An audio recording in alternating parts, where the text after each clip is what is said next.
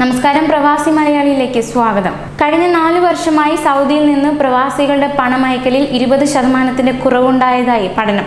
Covid പശ്ചാത്തലത്തിൽ ഇത് ക്രമാതീതമായി തുടരുമെന്നും റിപ്പോർട്ടിൽ പറയുന്നു.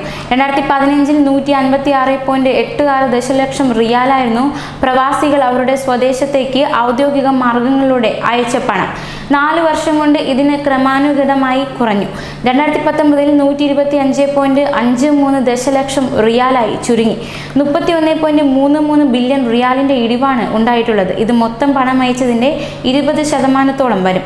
2010 മുതൽ തുടർച്ചയായ 6 വർഷങ്ങളിൽ ഗണ്യമായ വർധനവ് രേഖപ്പെടുത്തിയിരുന്നു. ആകെ 58.75 ബില്യൺ റിയാലിന്റെ വർധനവാണ് ആ കാലത്ത് ഉണ്ടായത്. ഏറ്റവും പുതിയ കണക്കുകൾ പ്രകാരം ഈ വർഷത്തെ ആദ്യ 4 മാസങ്ങളിൽ പണമയക്കലിൽ 43.64 മില്യണിലെത്തി നിൽക്കുകയാണ്.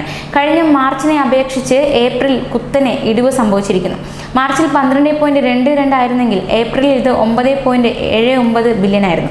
ഈ ഇടിവ് കുറച്ച് മാസങ്ങൾക്ക് കൂടി തുടരും. ഇത് തുടർച്ചയായ 5-ാം വർഷവും പണമയക്കൽ കുറയുന്നതിന് കാരണമാകുമെന്നും പഠനങ്ങൾ പറയുന്നു.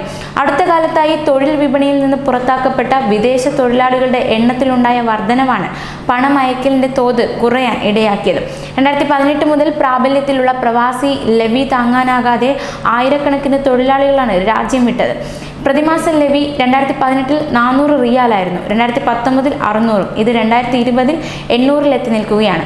ഭാരിച്ച ഈ ചെലവ് പല തൊഴിലുടമകളെയും അവരുടെ വിദേശ തൊഴിലാളികളെ ഒഴിവാക്കാൻ പ്രേരിപ്പിച്ചു. ഈ പരിഷ്കരണങ്ങളാണ് വിദേശ പണമയക്കലിനെ സാരമായി ബാധിച്ചത്.